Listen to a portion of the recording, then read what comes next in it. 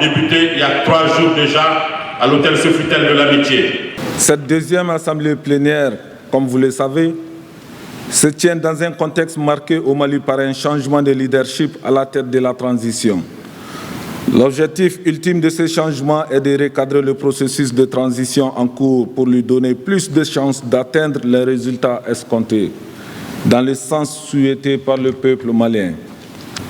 La réussite de la transition malienne reste notre seule ambition, celle de jeter les bases d'un Mali nouveau, un Mali démocratique uni, sécurisé et prospère où tous les Maliens vivront heureux et en paix. Nous nous sommes dédiés entièrement à cette cause depuis le 18 août 2020 et nous allons continuer notre chemin pour y arriver en toute sérénité et en toute responsabilité. Par conséquent, ce dont le Mali a besoin aujourd'hui, c'est l'union sacrée autour de ses objectifs de gouvernance, de paix, de sécurité et de développement harmonieux. Je voudrais vous assurer de la disponibilité de l'Assemblée nationale du Niger à vous accompagner dans votre volonté affichée de contribuer à conduire la transition à bon port.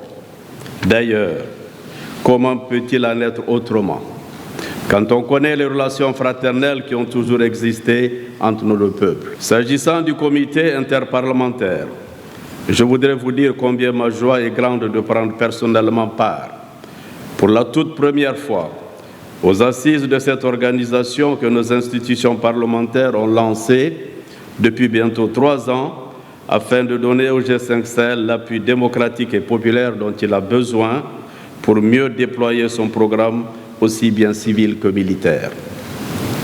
En effet, face à l'enthousiasme avec lequel les populations de notre sous-région ont accueilli l'avènement du G5 Sahel, nous nous devons de tout mettre en œuvre pour lui permettre d'atteindre ses objectifs, notamment ceux d'un retour rapide de la paix au Sahel dans les conditions d'une stabilité économique, ce qui rendrait vaine l'œuvre de sape des terroristes au niveau de notre jeunesse. L'Assemblée nationale relève pour s'en féliciter que les partenaires ont été très sensibles à la spécificité de la situation tchadienne qui nécessite un accompagnement de la transition et ce, en vue de parvenir dans les délais prescrits à un retour à l'ordre constitutionnel. L'Union africaine, dans son rapport final, reconnaît la complexité de la situation politique et sécuritaire actuelle du Tchad en soulignant la situation politique et sécuritaire du Tchad et l'impératif d'un processus de transition inclusif et consensuel, en appelant à la mise en place urgente du CNT, qui servira d'organe législatif intérimaire et souverain dans un mandat clair et précis pour rédiger une nouvelle constitution sur la base de laquelle seront organisées les prochaines élections présidentielles, législatives et locales. Le gouvernement tchadien et l'Assemblée nationale tchadienne saluent la pertinence et la conclusion du rapport de l'Union africaine qui prend en compte le contexte particulier de la transition et ne l'assimile pas à un changement anticonstitutionnel au regard des circonstances exceptionnelles qui ont fait plonger le Tchad dans un chaos sans précédent. Cette conférence a en effet pour objectif concret de développer une nouvelle dynamique interparlementaire à travers la place et le rôle des parlements dans les négociations des hautes instances internationales sur les questions du Sahel. Les objectifs sont de faire bouger les lignes dans les rapports entre exécutifs, forces de sécurité internationale et Parlement.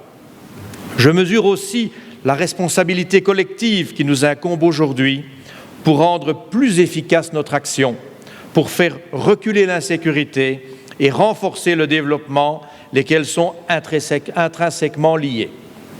D'abord, les parlements des 5 pays formant le G5 Sahel sont membres de l'APF, le Burkina Faso, le Mali, la Mauritanie, le Niger et le Tchad.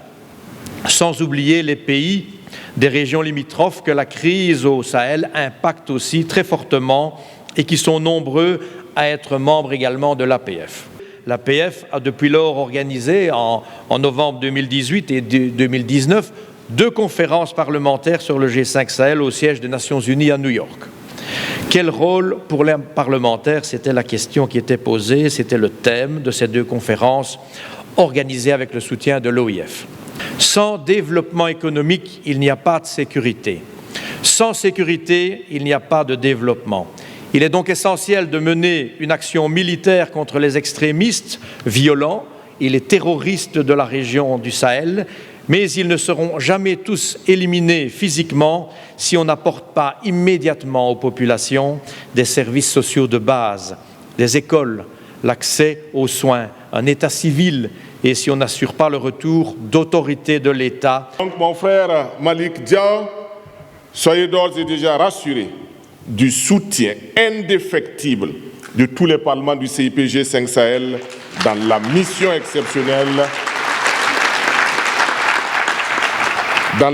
exceptionnelle qui est aujourd'hui la vôtre.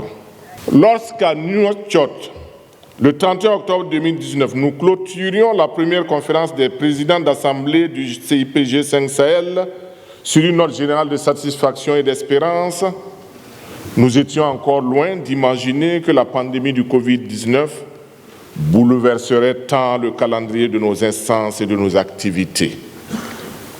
Il n'empêche, malgré la perturbation de notre agenda et de nos pratiques, notre organisation a pu poursuivre sa structuration à travers la mise en œuvre du plan d'action que nous avons adopté du moins à Nouakchott.